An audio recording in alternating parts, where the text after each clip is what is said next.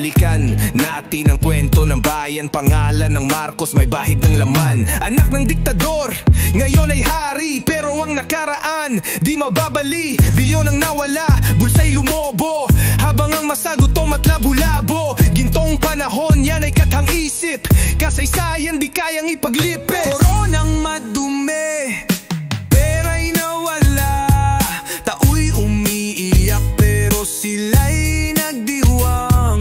Lupang inagaw, dugong natapon. Habang ang madla patuloy na nagugutom. Araw ng batas, madilim, malupit. Layay, pinatay, tinakpan ng sakit. Pamilya'y nagluluksa, bansang tinanikala. Habang yaman nila sa Swiss ay nakatago na. Abay, tanong ko lang, nasaan ang hustisya? Bakit magnanakaw balik sa upuan nila? Halalan dumarating, pangakong pangitain. Pera'y ipinamudmud, bulag ang karamihan. Koronang madumi, pera'y nawala.